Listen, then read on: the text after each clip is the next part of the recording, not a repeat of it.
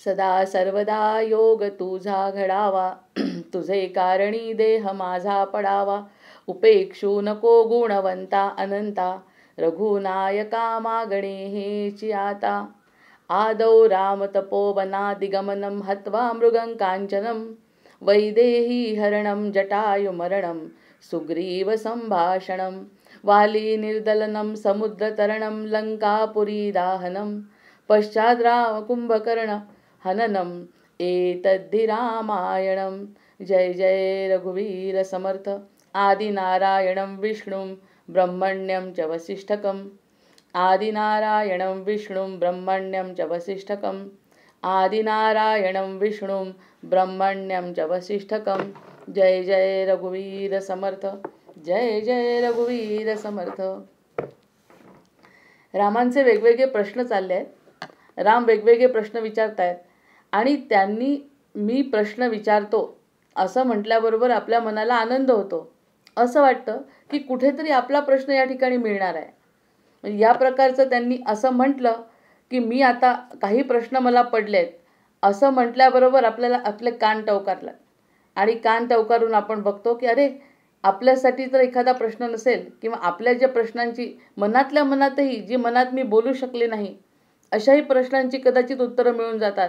याला reading between the lines म्हणतो की जे एकदा सुरू झालंय पण ते सुरू कसं झालं, त्याच्या मागचा उद्देश काय, हे समजा जेव्हा विचार करतो तेव्हा या सगळ्या प्रयत्नांना यश मिळतं. आणि रामांनी प्रश्न विचारले आणि त्यांनी काय उत्तरं दिली असं बघण्यासाठी मन अगदी व्याकुळ होतं, कर्ण आतुर होतात. असं वाटतं आपल्या प्रश्नांचं उत्तर मिळणार आहे.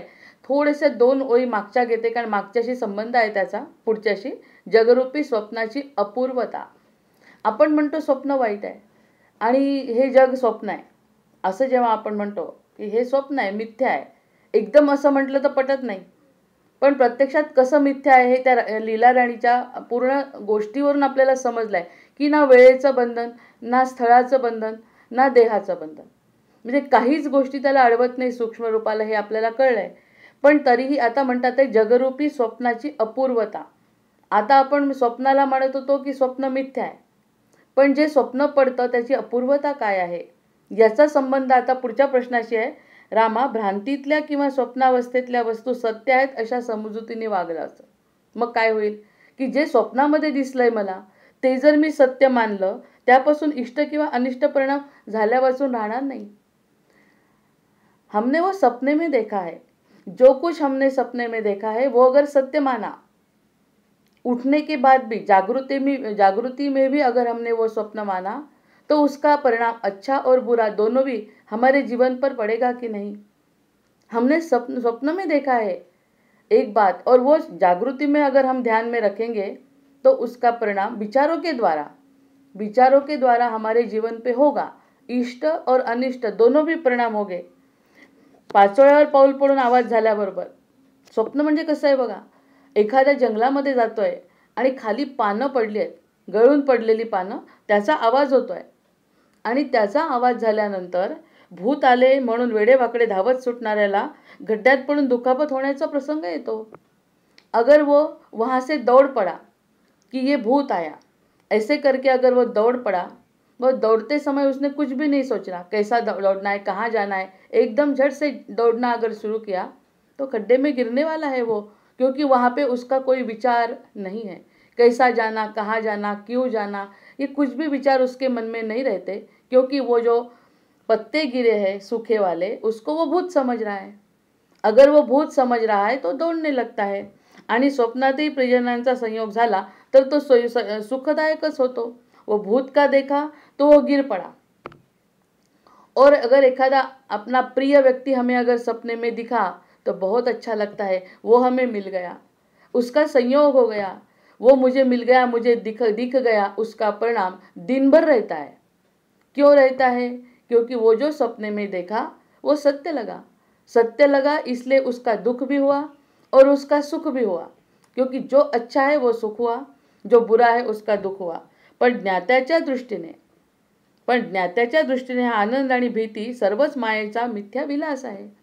जिसको ज्ञान हो गया, वो ज्ञानी जो है उसको वो जो समझ रहा है कि वो सत्य नहीं है, वो मिथ्या है, वो जो दुख कर रहा है, भूत लगा मेरे पीछे ऐसे करके वो जो दुखी हो रहा है वो भी सत्य नहीं। और जो संयोग किसी का हो गया, किसी कौन सी अच्छी व्यक्ति मिल गई, उसके लिए वो जो आनंदी रह रहा है वो भी सत्य नहीं, क्योंकि ज्ञाता को मालूम है वो सपना है। वो सपने के अनुसार अगर लगने लगा जीवन तो वो मिथ्या है। जीवन सत्य होगा भी और नहीं भी होगा, लेकिन इसको तो सत्य उसका सुख दुख हो रहा है। लेकिन वो जो ज्ञानी है उसको वो स्वप्न है हे समज में आ जाता है। मात्र या जगत स्वप्नात अपूर्वता अशी आहे। आता इथून आजचं सुरू होत आहे। ह्या स्वप्नाच्या जगामध्ये अपूर्वता आहे, विशेषता आहे। कोणती? ते मनुष्याच्या संकल्पामुळे जागृतीतच भासमान होते आणि आत्मस्वरूपाची कायमची जागृती ज्याला आली त्यालाच ते स्वप्न आहे हे कळू शकते। खूप खूप खूप मोठी गोष्ट आहे विचारांमध्ये। आता हा पॉइंट जो मागच्या आधाराने मांडला तो, की जगत स्वप्नात अपूर्वता कोणती आहे, जे जे स्वप्न पडतं। म्हणून मी त्याच्यावर एक स्वप्नपरी नावाची कविता लिहिली आहे, अतिशय सुंदर आहे ती, व्हिडिओ खरंच पाहावा। हे स्वप्नपरीचंच ते उदाहरण आहे की स्वप्न जे जगामध्ये ती अपूर्वता काय आहे की मनुष्याच्या संकल्पामुळे जागृतीत भासमान होते। अगर मैं नींद से उठूंगी उसके बाद वो सपना याद रहता है ना। याद क्यों रहता है? क्योंकि मैं अभी जागृत हो गई। आणि अशी जागृती म्हणजे मी जेव्हा जागी झाले तेव्हा मला स्वप्न काय आहे ते आठवलं ना। जागी झाली नसती तर मी स्वप्नातच राहिली असते आणि स्वप्न म्हणजे स्वप्नातच मी रंजन करत राहिली असती। पण जसं मोठं स्वप्न आपण बघितलं की मला शिक्षा झाली, 16-17 वर्षाची शिक्षा, आणि ती पांढरे कपडे घातलेत मी आणि जेलमध्ये आहे, जेलर रोज त्रास देतोय, हे स्वप्न मी रात्रभर बघितलं। आणि रात्रभर बघून आता माझं 36वं वर्ष सुरू आहे जेलमधलं असंही दिसतं। त्यानंतर मला तो मारतो, मला खायला देत नाही, आणि आता माझं 36 वर्ष झाल्यानंतर आता माझी उद्या फाशी आहे, हे सुद्धा मला स्वप्नात दिसलं। दुःख दुःख झालं। हे सगळं स्वप्नात झाल्यावर सकाळी जेव्हा थापट मारली कोणीतरी, उठा उठा म्हटल्याबरोबर ते 36 वर्षाचं स्वप्न निघून गेलं ना। पण कळलं कसं मला की ते स्वप्न होतं? मी उठली म्हणून। ज्या क्षणी मला जाग येते त्या क्षणी मला समजलं की ते स्वप्न होतं। जागृती नसती तर त्या स्वप्नामध्ये मी अजून अर्धा तास राहिली असते, अजून 1 तास राहिली असते। जोपर्यंत झोपलेली आहे तोपर्यंत ती स्वप्नाची अवस्था राहिली असती। पण तो जो क्षण येतो उठण्याचा, त्यावेळी स्वप्न बाकी पूर्ण नाहीसं होऊन जातं। हा महत्त्वाचा मुद्दा आहे। तसं म्हणतात आहे हे, ते उदाहरण देताना अतिशय सुंदर सांगतात आहे की आत्मस्वरूपाची एकदा कायमची ओळख झाली, मैं कौन हूँ, मैं कौन हूँ, मैं कब पहले से था, अब है, आगे भी रहूँगा। ये देह का संबंध नहीं, ये जागृती अगर हो गई, मैं पहले भी था, ये सब मैं देख चुका हूँ। जसं लीला राणीने बघितलंय तसं मी सगळं बघितलं। आत्मस्वरूप माझं त्याचा अंश आहे। तो जसा आहे तशीच मी आहे आणि होती आहे आणि राहणार आहे। या देहाचं काही झालं तरी राहणार। हे जेव्हा कुठून तरी समजतं, पक्क होतं, म्हणजे जागृती येते। आत्मस्वरूपाची जागृती आली की मग बाकीच्या गोष्टी मिथ्या वाटतात। जसं स्वप्न एका क्षणात त्याचा माझ्या मनावर परिणाम होत नाही। कसा होणार नाही? का नाही होणार परिणाम मनावर स्वप्नाचा? कारण की आता मी जागी झाली आहे पूर्णपणे आणि एकदम लक्षात येतं की ते स्वप्न होतं, ते काही खरं नव्हतं। असं आत्मस्वरूप जेव्हा जागृत होईल तेव्हा हा देहाबद्दल जे काही लागू पडलं आहे जन्मापासून मृत्यूपर्यंत ते सगळं स्वप्न आहे। ते सगळं खोटं नाही, पण स्वप्नासारखं आहे। त्याचा आपल्या जीवनावर परिणाम व्हायला नको। ते आहे तसं जगायचं आहे, पण प्रत्यक्षामध्ये माझं वेगळं जीवन मला जगायचं आहे किंवा माझं ध्येय वेगळं आहे, मी कोण आहे ही जागृती जेव्हा झाली तेव्हा बाकी स्वप्न जसं निष्ठून जातं तसं आपली ती अवस्था होते आणि आपण आत्मस्वरूपाचा विचार करू लागतो। मी कोण आहे? प्रत्येक चांगले गुण आपल्यातले ईश्वराचे आहे हे जाणवतं। कितीतरी चांगले गुण आपल्यामध्ये जे आहेत त्याला वृद्धिंगत करायचं आहे हे जाणवतं। तेव्हा मनाचं ऐकायचं नाही, हृदयाने जे सांगितलं तेच करायचं। असं जेव्हा आपण आपल्या जीवनामध्ये बदल करतो तेव्हा आपल्यामधलं नारायण तत्व जागृत होतं।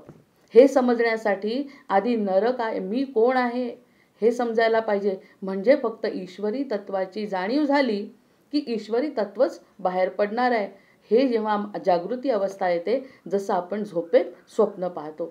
किती मोठी गोष्ट वसिष्ठांनी त्यांना सांगितली आहे। जे तू करशील ते प्रयत्न करायचेच आहेत, पण प्रयत्न करत असताना तू कोण आहे याची आत्मस्वरूपाची जेव्हा जाणीव होते, तेव्हा हे सगळं जे काही करतोय, कर्मकार्य करतोय, ते सगळं आपण आता जागृतीत करायचं आहे. जागृती अशी की हे करणं माझं आत्ता मिळालेलं कर्तव्य आहे, ह्याचा माझ्या पूर्वजीवनाशी किंवा मूळ स्वरूपाशी तसा काही संबंध नाही. माझं मूळ स्वरूप अतिशय उच्च, म्हणजे माझा ईश्वराचाच अंश मी असल्यामुळे तिथेच मला जायचं आहे. किती मोठी गोष्ट सांगितली या ठिकाणी. म्हणजे सगळ्या संकल्पना या ठिकाणी मनातल्या दूर होतात आहे. माझ्या शेजारी असलेला मनुष्य युद्धाचं स्वप्न पाहत असावा. आता ज्याला ज्ञान होतं की नाही त्याची अवस्था काय होते हे सांगतायत वसिष्ठ.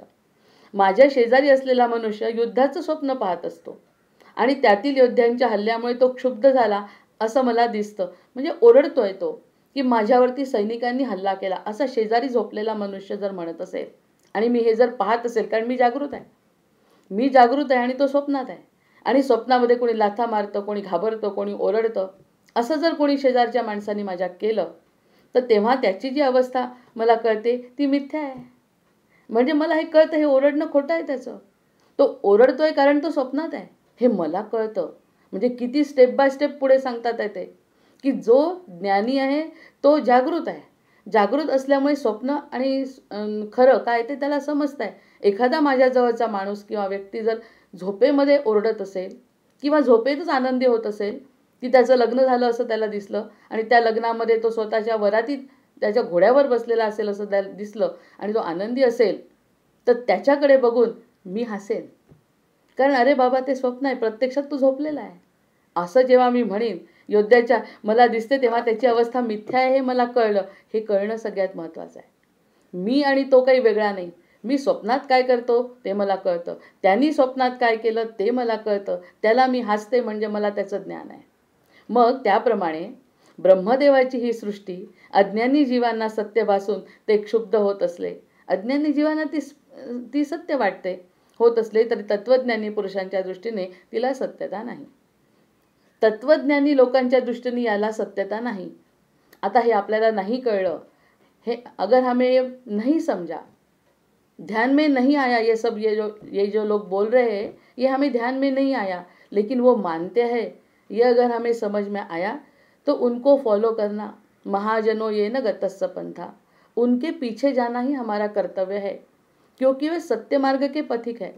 वो जो लोग बता रहे हैं ये सत्य मार्ग के पथिक है, वो सत्य की तरफ जा रहे, और सत्य अगर उनको समझा और वो आनंद में स्थित है, ये हमें भी ध्यान में आ गया कि वो सदा आनंदी रहते, सदा समाधानी रहते, ऐसा अगर हमारा ध्यान में आ गया तो उनके पीछे जाने में क्या तकलीफ है, उनके पीछे जाने में हमारा कल्याण है.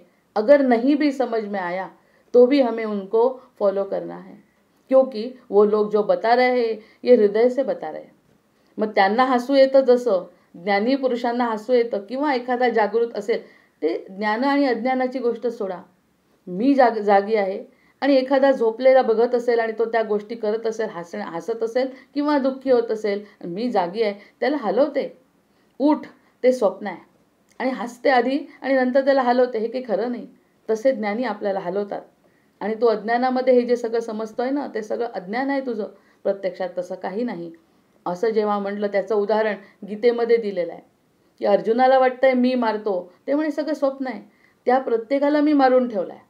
ऑलरेडी त्यांचा नाश झालेला आहे, यादवांचाही केलेला आहे, मी माझा स्वतःचंही ठरलेलं आहे काय करायचं आहे ते. तुला फक्त तुझं कर्तव्य करायचं आहे, कारण कर्तव्य करण्यासाठी तुझा जन्म आहे. जे तुझ्या समोर दिलं आहे ते कर्तव्य तुला करायचं आहे, पण मनात हे आणू नको की मी मारलं, म्हणजे तू स्वप्नात मारतोय, स्वप्न आहे ते सगळं. तुला मारतो हे तुझा जो अहंकार होत असेल तर तो खोटा आहे, सगळं मी करून ठेवलं आहे. हे मानणं एखाद्या जीवाला सोपं आहे का? मी करतोय ह्याची जाणीव बाजूला करून तो करतोय हे जाणीव मानणं सोपी गोष्ट नाही, आणि ते मानलं तो जागृत आहे. जो मानत असेल की हे सगळं माझ्याकडून करता करविता बोलविता धनी वेगळा आहे, हे जेव्हा एखाद्या जीवानी मानलं तर त्याच्यामधले सद्गुण नाही का वाढणार? आणि सद्गुण म्हणजेच ईश्वराचा अंश आहे, तो आपल्यामध्ये आहे. इतर गोष्टींना बाजूला सारून जर ईश्वरी अंशाची वृद्धी होत असेल तर नराचा नारायण वेगळा काय आहे हे समजावून सांगतायत त्यांना. स्वप्नदृष्ट्याच्या दृष्टीने सद्रूप असलेली युद्धाची घटना, त्याला ती युद्धाची घटना खरी वाटते, जागृतीत असलेल्या दृष्टीत असंच दिसते. ती खोटी आहे हे जागृत असणाऱ्यांना दिसते. हे माईक जग सद आणि असद रूप असून ज्याचे स्वरूप निश्चयाने वर्णन करून सांगता येत नाही असे अनिर्वचनीय आहे. मग त्यामुळे निश्चयाने मी सांगू शकत नाही, कारण प्रत्येकाला प्रश्न वेगळे असतात. मलाच का, मलाच हे दुःख का, किंवा मला हे सुख आहे त्याचा अभिमान, हा जो प्रत्येक जीवाचा वेगळा आहे की नाही, त्यामुळे त्याच्यावरती उत्तर मी देऊ शकत नाही. कारण प्रत्येकाचे कर्मभोग ज्याला ज्याला त्रास दिला असेल तोच आपल्या जन्माला येतो पुढे आपल्याला त्रास द्यायला. हे सगळं आपलं गणित आहे स्वतःचं कर्माचं, त्याचा इतरांशी संबंध नसतो. त्यामुळे स्वतःला जागृत होणं ही अनिर्वचनीय गोष्ट आहे. त्याला सांगता येत नाही. कदाचित खूप सुख मिळेल त्याला, की आपल्याला जर निर्विकार झालो खूप सुख मिळेल. कदाचित इतकं दुःख होईल की जीव द्यावा वाटेल. हे अनिर्वचनीय आहे, ह्याच्यावरती कोणी बोलू शकत नाही. पण एक त्याच्यावरती उपाय आहे की हे खोटं आहे असं जर मानलं, हे सुखही खोटं आहे आणि हे दुःखही खोटं आहे, एवढा साधा जरी नियम आपल्या लक्षात आला ना, तरी या बाकीच्या गोष्टी सगळ्या टळतात आहे. किती मोठं सूत्र दिलं आहे या ठिकाणी, मनाचा योग या ठिकाणी साधला आहे. त्यांनी म्हटलं स्वरूप निश्चयाने वर्णन करून सांगता येत नाही. मला कोणत्या प्रकारचं दुःख सहन करावं लागतं हे प्रत्येक व्यक्तीचं वेगळं आहे. दुःख जरी एकच असलं तरी कोणत्या प्रकारचं, कोणाचं आर्थिक आहे, कोणाचं शारीरिक आहे, कोणाचं मानसिक आहे, कोणत्या प्रकारचं दुःख आहे हे त्याचं त्याला माहिती आहे. आणि आत्मपरीक्षण करून त्यांनी हे ठरवायचं हे खोटं आहे. हे सगळं खोटं आहे. किती सोपं जातं आहे गणित सगळं. हे सगळं खोटं आहे. कोणी सांगितलं आहे? ही अगदी वसिष्ठ त्रेतायुगामध्ये सांगितलेली गोष्ट आहे. मग ही त्रेतायुगामध्ये रामांना जे सांगितलं हे जे वसिष्ठ त्यांना सांगतायत हे खरं आहे. आणि आपल्याला जो अनुभव येतो आहे तो खोटा आहे. एवढं जरी एक तंत्र पाळलं तरी आपण जसं स्वप्नातल्या लोकांना जागं करतो तितक्याच पद्धतीने ज्ञानी माणसांनी आपल्याला जागं केलं असं म्हणायला हरकत नाही. म्हणजे रामांना जो वनवास झाला तो त्यांना कशा पद्धतीने स्थिरमताने घेता आला त्याच्यावरती हे उत्तर आहे. कारण पुढचं जीवन पूर्ण ह्या योगावरच त्यांनी साधलेलं आहे. वसिष्ठांनी त्यांना सगळा उपयोग वेगवेगळ्या प्रकारच्या प्रश्नांमधून उत्तरं देत त्यांना बरोबर तिथपर्यंत नेलं आहे. जगत असत असूनही सत्य वाटते. आता ते म्हणतात राम असत आहे हे तुम्ही सांगता, पण प्रत्यक्षात तर ते सत्य वाटतं म्हटलं, आता आहे नाही म्हटलं. आता आहे आणि वाटणेमध्ये फरक झाला, शब्दामध्ये फरक झाला. जगत असत असूनही सत वाटते याचे कारण ते नित्य निराकार आत्म्याशी तदात्म्याने स्थित असते. निराकार आत्म्याशी स्थित असते. जो निराकार आत्मा आहे तो जर नसला, 1 मिनिट म्हणे जर त्यांनी वायू रोधून धरला किंवा पाण्याला मोकळं सोडलं तर जलमय होईल ना पृथ्वी. आणि वायू रोधून धरला, आपल्याला श्वास घेता येणार नाही. जसं हिमालयावरती वरती गेल्यावर लोकांचं होतं तसं प्रत्येक जीवाला जर श्वासच दिला नाही, आपल्याला तर किती गोष्टी गृहीत धरतो आपण, ते जर त्यांनी रोखून धरलं एका क्षणात तर सगळी पृथ्वी थांबून ब्रह्मांडाचं चलनवलन थांबेल. मग त्याचा संबंध त्याच्याशी आहे की तो म्हणतो मी जर असं काही केलं तर सगळं थांबणार आहे. अव्यक्त सृष्टी त्याच्याच ठिकाणी दडून बसलेली असते आणि व्यक्त सृष्टीही त्याच चिदात्म्याच्या ठिकाणी मायेच्या योगाने भासमान होत असते. तो म्हणतो मी दाखवतो म्हणून दिसतं, मी हे जे करतोय ना म्हणून तू करू शकतो. बापरे, किती मोठं तत्वज्ञान आहे. मैं कर रहा हूं इसलिए आपका हो रहा है, मैंने करना छोड़ दिया तो आप मृतावस्था में आ जाओगे. सगळ्यात मोठं तत्वज्ञान जीवनाचं की आपण उभं आहे कारण त्यांनी आपल्याला उभं ठेवलं आहे. एकदा का त्यांनी ठरवलं याला आडवं करायचं तर आपण आडवं झालो की आपल्या हातात काही नाही. ही सगळ्यात महत्त्वाची गोष्ट. सगळ्यात काय, प्रत्येक शब्दच महत्त्वाचा आहे याच्यातला असं समजायचं. अमृतकण म्हणतो आपण तसं त्याला, की मी करतो आहे म्हणून होत आहे. त्याचं उदाहरण काल सांगितलं. मी आहे आणि सृष्टी बनली, हा फरक आहे ना. मी आहे आणि सृष्टी बनली म्हणजे कुणापासून तरी बनली, पण तो जो आहे तो आहेच. आणि त्या आहेचा अंश आपण आहे. आडवा झाल्यावर आपण संपणार आहे. आडवा झाल्यावर देह संपणार आहे, पण आपण आहेच. आधी होतो, आता आहे, नंतर राहणार आहे. जसा परमात्मा आहे, फक्त तो मोठ्या रूपात आहे, आपला अंश रूपात आहे. जेव्हा मी करतो तेव्हा हे होतं. ही सगळ्यात मोठी शरणागती आहे. मला असं वाटतं मी वाचते, मला असं वाटतं मी सांगते, मला असं वाटतं मी जेवते. प्रत्यक्षात जेवणारा तो आहे. आतमधला जो जीव आहे, सूक्ष्म जीव, तो जेवतो.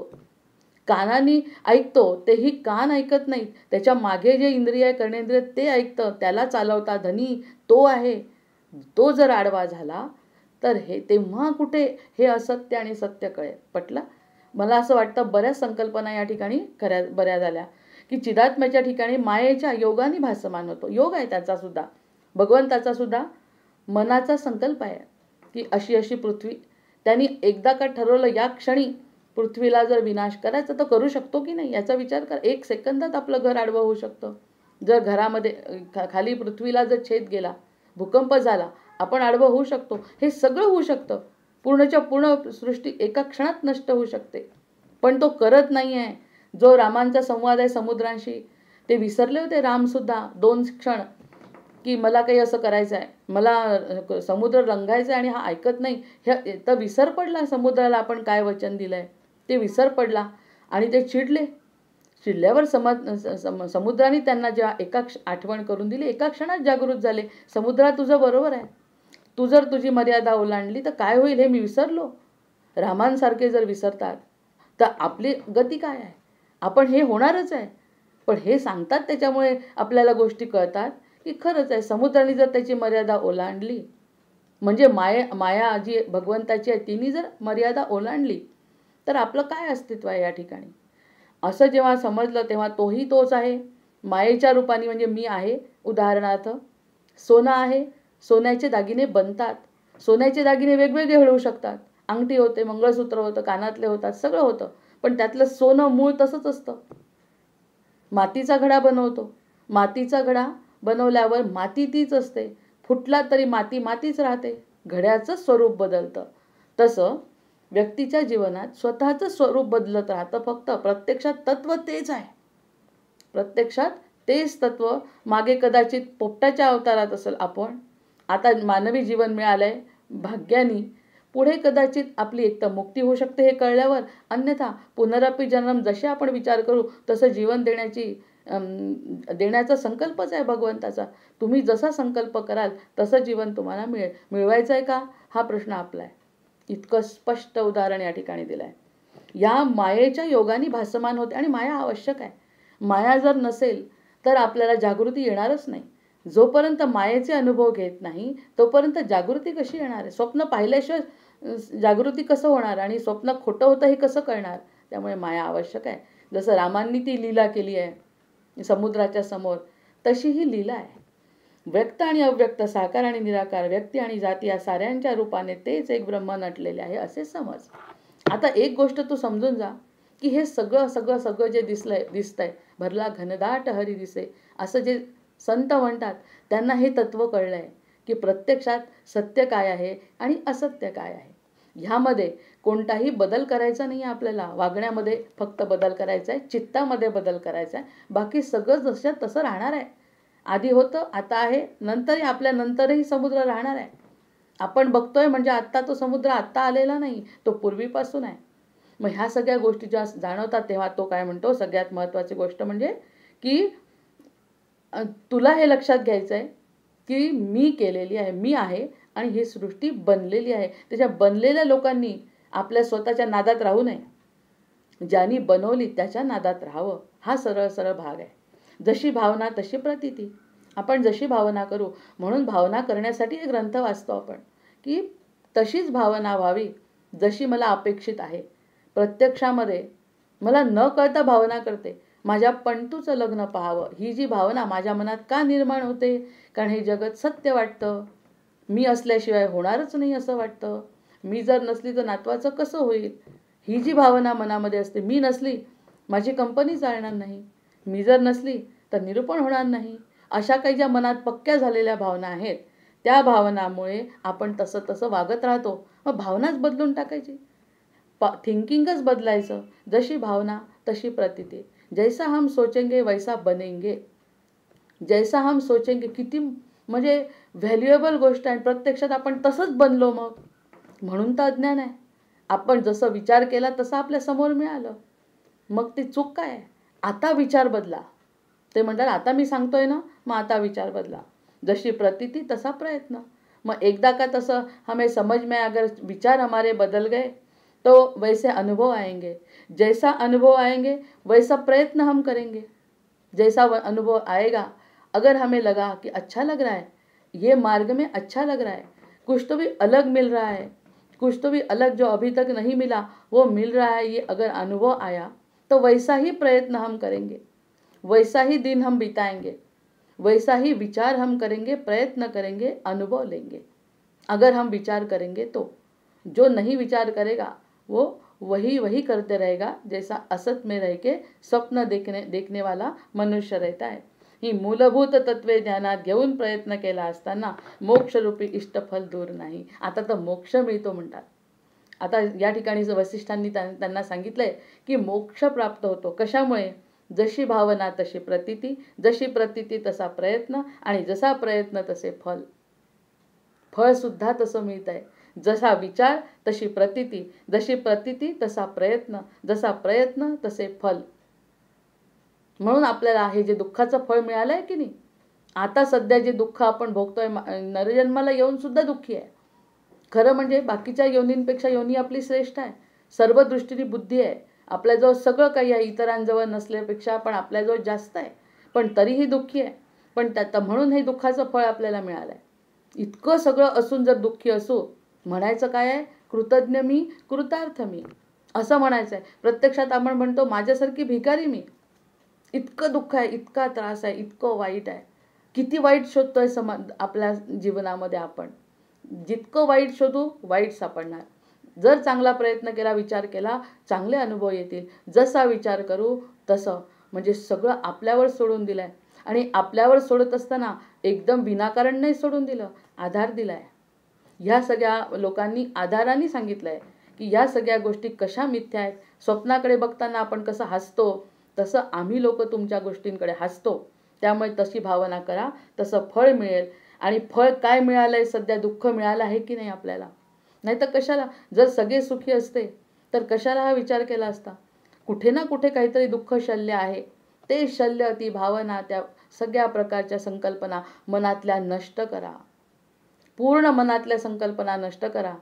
गो विथ द फ्लो, जे आहे त्याच्या बरोबर चला, आपोआप हलकं वाटेल आणि वरवर जातो जीव, जो खाली जळामध्ये जाण्यापेक्षा उंच तत्वाकडे, वायुरूपाकडे जातो, जमीन तत्व सोडून। जमीन हे जे भूमी तत्व आहे त्या भूमी तत्वाला सोडायचं, म्हणजे जड देहाला सोडायचं। सूक्ष्म रूपाचा विचार केला तर सूक्ष्म रूप वरच जाते, हे आपल्याला माहिती आहे। जेव्हा प्राण जातो तेव्हा तो वायुरूप असल्यामुळे अर्थातच तो वर जातो। मग आपल्याला त्या वायुरूपासोबत जर वर जाता आलं, जसा लीला राणीला, की नको याचा विचार, हा असत्य आहे। जे काही घडलं ते घडलं, ते आपल्या पूर्वकर्माप्रमाणे घडलं। आता असे विचार करायचे नाही, त्याच्यासाठी हा नरदेह मिळालाय। आता असे चुकीचे विचार करायचे नाही। आता आपल्याला अतिशय उत्तम कार्य करून, आपल्यातले सद्गुण वर करून, दैवी अंश आपणही अनुभवायचा, इतरांनाही द्यायचा, हा परोपकाराचा मुद्दा या ठिकाणी स्पष्ट होतो। म्हणून आईनी जरी म्हटलं त्याला की तुला वनवासाला जायचं आहे, परोपकार होणार आहे, त्या ठिकाणी सुद्धा जी माझी कर्मभूमी असेल तिथे मी जाईन। मला राज्यकारभार करायचं नसेल नशिबात सध्या, नाही करणार। इतकी सोपी गोष्ट नाही। रामांनी तर राज्यकारभार सोडला, कैकईला सुद्धा क्षमा केली, उलट कौशल्यपेक्षाही अधिक प्रेम कैकईवर केलं। हे का करू शकले? कारण हे सगळं असत्य आहे, ही फक्त लीला आहे। प्रत्यक्षात मला माझं काय, मी कोण आहे हे मला माहिती आहे। त्यांना माहित होतं की मी विष्णूचा अवतार आहे, पण हे शिकवलं कोणी? वसिष्ठांनी। त्यांना जागृत कोणी केलं? वसिष्ठांनी। प्रत्यक्षात नररूपामध्ये आल्यावर त्यांना सुद्धा सीता जेव्हा गेली तेव्हा त्याचा विरह झाला, किती रडलेत राम। हे रडले का? ही पण एक लीला आहे की हे गोष्ट असंच तुम्ही करता जे तुम्ही करायला नको आहे। जय जय रघुवीर समर्थ। इतकं जबरदस्त रामांचं चरित्र आणि वसिष्ठांचं निरूपण आहे। जशी दृढ भावना करावी तसे दिसू लागावे, हा चिद्विलास आहे। आणि चिद्विलासाला महत्व दिलंय त्यांनी। आता तीव्र वेगवती या स्यात् तत्र संवित अकंपिता, सा एव आयाती परम स्थैर्य आ मोक्षम तु एकरूपिणी। जगातील असंख्य जीवांपैकी त्याची संविद म्हणजे जाणीव तीव्र वेगाने युक्त असेल, म्हणजे बाकी सर्व विषयांना बाजूला सारून केलेल्या एकाग्र दृढ प्रयत्नांमुळे ज्याला भावनोत्कर्ष साधला असेल, ज्याची संविद अखंड ब्रह्माकार बनली असेल, ज्याला सर्व जग विषय रूपाने न दिसता ब्रह्मरूप दिसू लागेल, आणि हा अनुभव म्हणजेच मोक्ष स्थिती आहे। असल्यामुळे हे वाक्य थोडं मोठं झालंय। त्यांनी या ठिकाणी सांगितलंय की ज्याला ही जाणीव होते, जो या स्वप्नातून सद्गुरूंनी उठवलं, कोणीतरी उठवलं, तर तो जागा झाल्याबरोबर ही जी जाणीव झाली, बुद्धि एकाग्र झाली।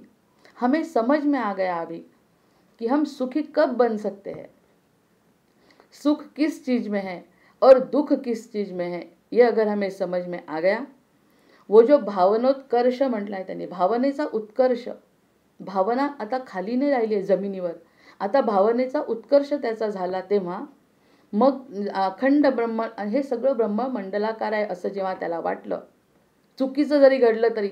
आता परवाच्या दिवशी एक साधं उदाहरण जेव्हा असं मनात येतं, तेव्हा किती हा सगळीकडे भ्रष्टाचार, किती हा वाईटपणा किती वाढलाय, आम्हाला सहन होत नाही असं म्हणतो चिडून.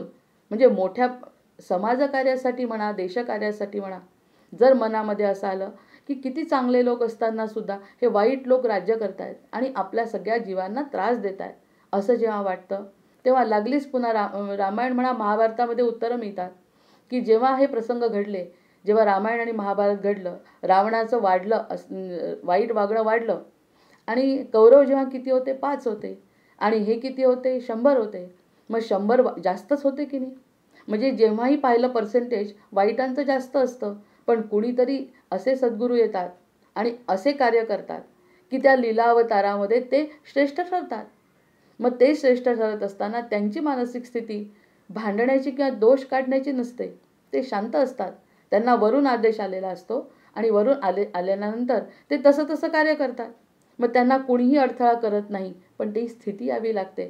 त्यांना सगळं रूप, रामांनी रावणाला मारलं तरी सुद्धा त्यांनी त्याचा आदरच केलाय, कारण हे सगळ्या गोष्टी समजून उमजून ते करत होते की ही गोष्ट अशी घडली, ह्यानी वाईट होणार आहे, तो अत्याचार करतो म्हणून मी मारतो.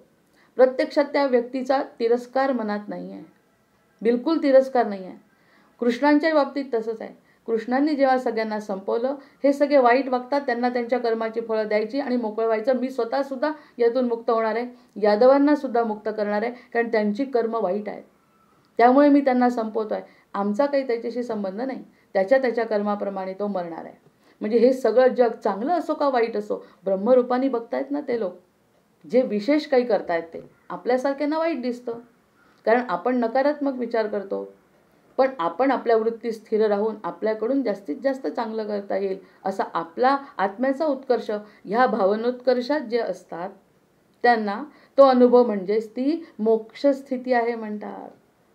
अशा भावनोत्कर्ष स्थितीत म्हणजे जे पोहोचतात की हे सगळं आपल्याशी संबंधित नाही, जे संबंधित आहे त्यात चांगलं करायचं. आता जर मी समाधानी राहू शकत असेल, कृतज्ञ मी, कृतार्थ मी, ही भावना सतत सतत सतत मनात येत असेल आणि शांतता प्रस्थापित झाली असेल जीवनामध्ये, कारण हे सगळं बदलणार नाही आहे, कुणीही बदलू शकणार नाही आहे कोणतीच गोष्ट. जीवनातली देहाला सुद्धा जो बदल झाला तोही मी बदलवू शकणार नाही. मनाला वाटतं देह आता खंगत चालला, खाता येत नाही, डोळ्याने दिसत नाही, तरीही माझा त्याच्यावरती परिणाम नाही. काय करू शकणार आहे मी, काय बदलू शकते मी काळाच्या प्रवाहात, हे जेव्हा कळलं तेव्हा तो समाधानी होतो. कारण काहीही मला जन्माला येणंसुद्धा माझ्या हातात नव्हतं, मी या ठिकाणी कसा जन्माला आलो हे मला माहिती नाही, तेव्हापासूनची माझी काळजी घेणारी कोणीतरी आहे व्यक्ती, ती शक्ती, ते जेव्हा कळतं तेव्हा कळतं की पुढेही तोच काळजी घेईल आपली. जसं आपल्याला कळत होतं त्या काळात आपण आपली स्वतःची काळजी घेऊन काय फायदा झाला, तो घेणारा आहे आणि आपण स्थिर राहायचं आहे. आपण अगदी गो विथ द फ्लो, फक्त की आपल्याला फक्त काळासमोर पुढे पुढे जायचं आहे आणि आपलं कर्म उत्तम करायचं आहे. आतमधली शक्ती जागृत करून उत्तमात उत्तम कर्म करून आपल्याला आपलं जीवन जगायचं आहे, आपला स्वतःचा आनंद मिळवायचा आहे. असे जे लोक असतात ते मोक्ष साधतात म्हणे, त्यांना मोक्ष मिळालेला आहे. मोक्ष मरणानंतरची भावना नाही, नरदेह त्यासाठीच मिळाला आहे की जेणेकरून तुम्हाला मोक्षाची स्थिती प्राप्त व्हावी, शांत जीवन जगावं, निर्विकार जीवन जगावं. जितके शांत आणि जितके निर्विकार ती मोक्षाची अवस्था आहे म्हणतात. म्हणून रामांच्या चेहऱ्यावरचं स्मित कधी ढळलं नाही, म्हणून त्यांच्या चेहऱ्यावरचं स्मित कधी ढळलं नाही. एवढं घर संसार, वडील गेले आहेत त्यांचे, जेव्हा त्यांना माहीत होतं की वडील गेलेत आपले, तरीही त्यांची स्थिती ढळली नाही, कारण या सगळ्या गोष्टी त्यांच्या मनामध्ये पक्क्या होत्या. जे काही आहे ते पक्का आहे, कारण मी कोण आहे आता, मी विष्णूचा अवतार आहे, मी लीला करायला आलो आहे, या ठिकाणचं या ठिकाणी संपलं. या प्रकारचा त्यांचा विषय असल्यामुळे ही स्थिती जीवाला प्राप्त व्हायला कोणता अडथळा आहे. मग आता ते म्हणतात ही जी मोक्ष स्थिती आहे, आता हे बोलायला सोपं आहे, अतिशय सोपं आहे की याच्याशी माझा संबंध नाही, उत्तम कर्तव्य करायचं आहे. जग म्हणजे काय? जग म्हणजे इतकं काही त्याच्यामध्ये लक्ष देण्यासारखं नाही, फार जीव त्याच्यामध्ये गुंतवण्यासारखं नाही. माझ्या माझ्या संपत्तीसाठी मी लक्ष देणं मला काही खूप आवश्यक नाही हे कळलं. पण अडथळा काय आहे? ही स्थिती का येत नाही माणसाची? म्हणजे हजारो लोकांना आपण सांगतोय सगळेजण, पण त्यातला एखादाच कुठेतरी त्या मार्गाने जातो. त्यात अडथळा कोणता आहे असा प्रश्न विचारला आहे. कारण जशी जशी दृढ भावना करावी त्याप्रमाणे लगेच दिसू लागते. लागावे हा चिद्विलास आहे. ही वस्तुस्थिती जगदाकारतेला जशी लागू पडते तशीच ब्रह्माकारतेलाही लागू आहे. या जसे मला विचार येतात तसेच विचार ब्रह्मालाही आहे आणि जगतालाही आहे. मग आम्हाला कोणता अडथळा आहे? काय अडथळा आहे या ठिकाणी? आपल्याला माहिती आहे आता अडथळा कोणता आहे? बुद्धीचा. आपली बुद्धी म्हणते जे दिसत नाही त्याच्या मागे लागण्यापेक्षा ते दिसतंय त्याच्या मागे लागा. जो दिख रहा है वही सत्य है, जो नहीं दिखता किसने देखा, और जो बोल रहे हम क्यों माने. ही जी बुद्धीचा जो विलास आहे ना, तो विलास जोपर्यंत थांबत नाही, बुद्धीचा निश्चय जोपर्यंत होत नाही तोपर्यंत या गोष्टी घडत राहणार आहे. एकदा का निश्चय झाला, ते प्रेमानंद महाराजांचा एक व्हिडिओ बघितला, त्या ठिकाणी त्यांनी सांगितलं एकदा जरी निश्चय केला 1 मिनिटाचा पक्का, तर त्या मिनिटाला तुम्हाला अनुभव आला पाहिजे. अशी स्थिती साधकाची व्हायला पाहिजे आणि अशी होते. त्यासाठीच माझं जीवन आहे म्हणे की मी हे जीवन का जगतोय किंवा मला हे जीवन का मिळतंय, की हेच सांग सगळ्यांना. हा योग साधा की आहे त्या ठिकाणी तुम्ही सुखी होऊ शकता. पुढचं जीवन तुमचं अगदी निराकार होऊन मोक्षरूपाला तुम्ही प्राप्त होऊ शकता. फक्त 10 मिनिटाची साधना करा. मनाने पक्का निश्चय करा की जे मी सांगतोय ते खरं आहे. ते कोणतेही सद्गुरू सांगो, मैं बता रहा हूं वो सच है, बाकी सब झूठ है. असं कधी कोणी विचार केला? हा अडथळा आहे खरा. मूळ ब्रह्म असूनही. आता जसं सोनं मूळ आहे, सांगितलं सोनं मूळ आहे. विषय कल्पना दृढ झाल्यामुळे ते विषयरूप भासू लागते.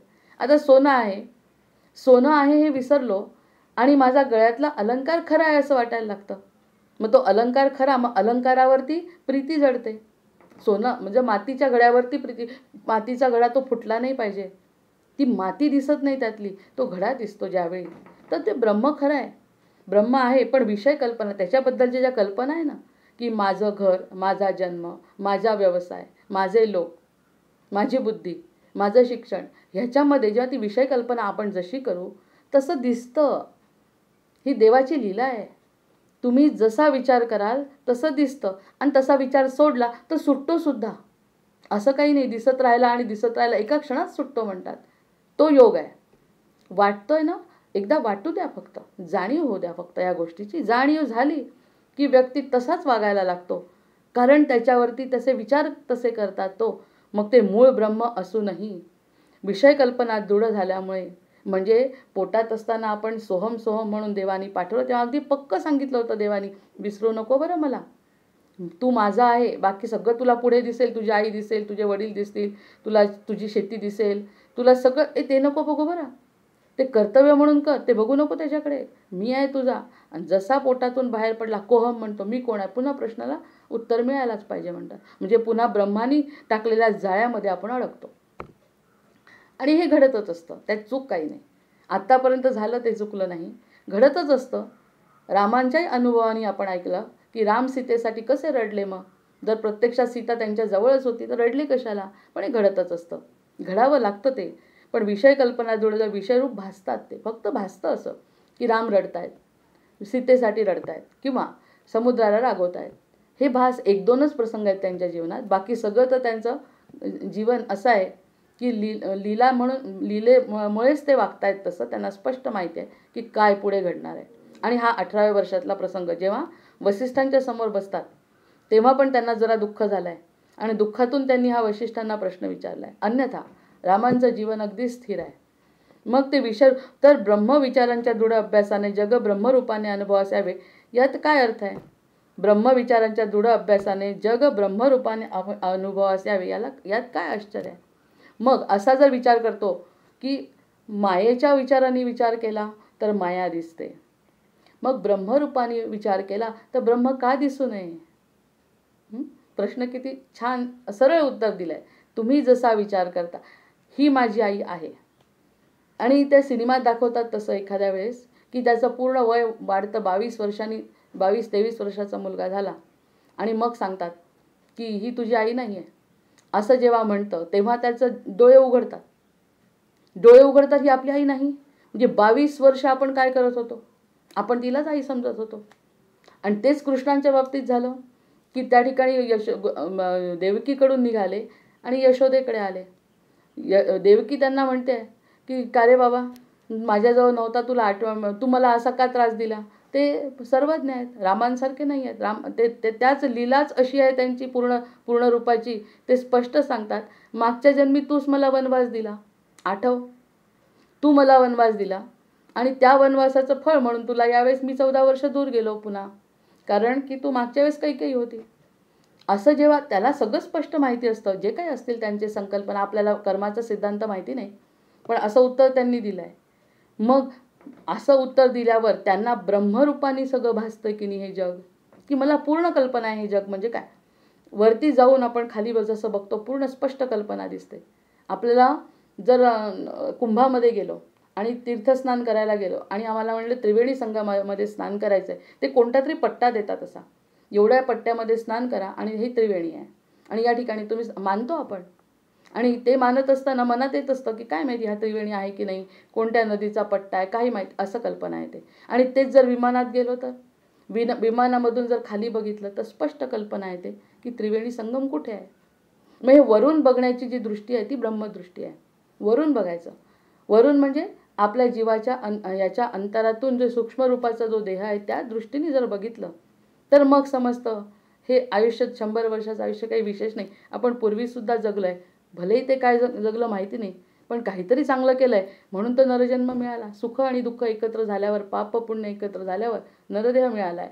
आणि त्यामुळे आता या नरदेहाचा उपयोग करून घ्यायचा. एवढं जरी कळलं तरी मागचा जन्म कोणता आणि काय हे शोधत बसतात लोक, त्याची काही गरज नाही. पापपुण्य बरोबर आहे म्हणून नरदेह मिळाला. आणि हे नरदेह मिळाल्यानंतर जर आपण ब्रह्मदृष्टीने ठेवलं जग तर आपण मुक्तसुद्धा होऊ शकतो. ही मोक्षाची अवस्था आहे. जे कार्य आलं आहे आपल्यासमोर ते करायचं, जो संसार आपल्यासमोर आला तो करायचा, पण दृष्टी ब्रह्मात स्थिर ठेवायची. इतकी इतकी इतकी महत्त्वाची गोष्ट प्रत्येक पॅरेग्राफमध्ये नवीन निघते. पण जीव विषयोन्मुख आहेत, सगळे जीव विषयाकडे, कोणी नाही आहे, आपण सुद्धा सगळेजण विषयोन्मुख आहेत आणि तेच संस्कार त्यांच्यावर दृढ होऊन बसले आहेत. तर त्यांची वृत्ती ब्रह्माकारतेकडे कशी वळणार, कशी वळणार. झोपलेला झोपलाच राहिला तर तो स्वप्नातच राहील. तो उठला तर त्याला स्वप्न मोडेल ना त्याचं, अन्यथा स्वप्नच आहे. तसं आपण जर उठलोच नाही स्वप्नातून, हे सगळं खरं आहे असं समजत बसलो, आयुष्य तसं जाईल, मरून जाऊ, पुन्हा जन्म घेऊ त्यासाठी, उरलेल्या गोष्टी करण्यासाठी. कारण त्याचं सुख पुन्हा पापपुण्य जमा झालं आहे. आता पापही नको आणि पुण्यही नको, काहीच करायचं नाही, निर्विकार राहायचं, सगळं रामार्पण करायचं. जे काही करतोय ते सगळं रामार्पण केलं तर निर्विकार वृत्ती होते. आणि निर्विकार वृत्ती झाली की वर चालला जातो, तो इथे राहत नाही जडत्वाकडे. ती वृत्ती त्यांच्या अंतःकरणात स्थिर होणार कशी, ही जी स्थिर कशी होणार आहे. त्यांना जर सारखा आपला संसार, आपली मी आणि माझा पैसा, माझं सोनं असंच जर दिसत असेल तर त्याची वृत्ती या ठिकाणी स्थिर होणे शक्य नाही, अशी शंका. पण ती बरोबर नाही. जीवांनी दृढ प्रयत्न केल्यास, म्हणून त्यांनी म्हटलं आहे की जीवांनी दृढ प्रयत्न करायला पाहिजे. मग ते प्रयत्नांवर ते मगापासून बोलतात आहे. पौरुष प्रयत्न हा शब्द योग वसिष्ठामध्ये बरेचदा येतो की तुम्ही हा प्रयत्न करायला पाहिजे. कोणता प्रयत्न करायला पाहिजे हे समजून घेण्याचा. आणि त्यानंतर एकदा का एवढी गोष्ट समजली की कोणत्याही ज्ञानाची आवश्यकता नाही, खूप ज्ञान मिळवायच्या मागेसुद्धा लागायची गरज नाही. एकदा मी कोण आहे याची जाणीव झाली, मैं कौन हूँ, ये अगर एकदम पक्का समझ में आ गया तो त्यांना चित्त ब्रह्माकार करता येऊन मोक्षस्थिती प्राप्त करून घेता येणे शक्य आहे. जर त्याची चित्त त्या ठिकाणी जर स्थिर झालं की आहे तिथेच बरं आहे आणि अतिशय कृतज्ञ आहे, अतिशय कृतार्थ आहे, जे काही झालं गेलं गंगेला मिळालं. तसंही स्नान केलंच आहे कुंभामध्ये सगळ्यांनी, नाही केलं तरी मानसिक स्नान तर सगळ्यांनीच केलं आहे की आता मला या ठिकाणी कोणत्याही गोष्टीचा त्रास होत नाही, होणार नाही. कारण जे काही चांगलं करायचा प्रयत्न केला त्या ठिकाणीही मला यश नाही आणि जे मी काही केलं नाही त्याचे चांगले अनुभवसुद्धा मी घेतले. म्हणजे करता करविता कोणीतरी तिसराच आहे, माझ्या व्यतिरिक्त कोणीतरी करतंय आपल्यासाठी. ही जेव्हा जाणीव झाली आणि एखादी व्यक्ती जर कोणाला नमस्कार करत असेल, आपल्या साध्या संसारात सुद्धा जर कोणी पटकन पाया पडलं ना तर आपला जीव त्याला पूर्ण आशीर्वाद देतो की नाही.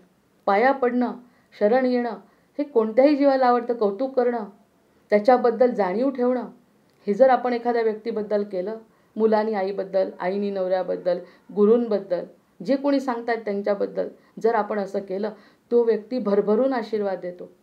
मग इथे तर अनंत कोटी ब्रह्मांडाचा नायक आहे. त्याला जर आपण शरण गेलो, बाबा रे तूच करत होता हे आत्ता मला जाणवलं, आणि हे सगळं मी जे करत होतो त्याच्यात काही अर्थ नाही असं मला जाणवलं. आता जे तू करशील ते झालं गेलं, तुला दिलं. पुढचं काय होणार आहे तेही तूच करणार आहे याची जाणीव असल्यामुळे मी आता सध्या मोकळा झालो. जसं गाडीत जात असताना, गाडी चालत असतानाही जर आपलं ओझं आपल्या अंगावर घेतलं तर ते ओझं होतं. ती गाडी चालतेच आहे ना, कशाला अंगावर घेऊन बसतो. तीच बॅग जर आपण जमिनीवर गाडीत ठेवली तर गाडीसोबत ओझंही जात आहे, आपणही जातो आहे, आणि गाडीही पुढे जाते आणि बरोबर डेस्टिनेशनला उतरतो आहे. मग ओझं घेऊन जाण्याची गरज काय? ते ओझं घेऊन आपण पुढे जाण्याची गरज काय? ठेवा खाली. ते खाली ठेवणं म्हणजेच शरण जाणं. तीच मोक्षाची स्थिती आहे. ज्याप्रमाणे एखाद्या नदीचा प्रवाह समुद्राच्या दिशेने वाहत जात असताना वाटेत येऊन मिळणाऱ्या इतर लहान लहान ओढ्यांना तो आपल्याशी एकरूप करून घेतो, त्याप्रमाणे वृत्ती ब्रह्मरूप करण्याचा अभ्यास केला, चित्तातल्या सर्व विषय वासना त्या ब्रह्माकार वृत्तीमध्ये लीन होऊन नाहीशा होतात.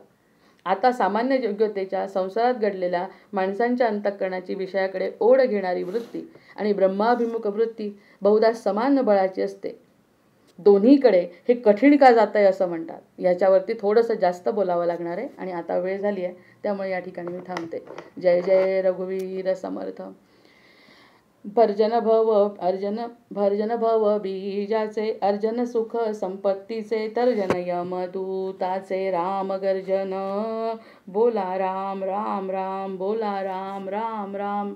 आवाहनं न जानामि तवार्चन, पूजांचैव न जानामि, क्षम्यतां परमेश्वर, क्षम्यतां परमेश्वर, क्षम्यतां परमेश्वर. जय जय रघुवीर समर्थ. जय जय रघुवीर समर्थ.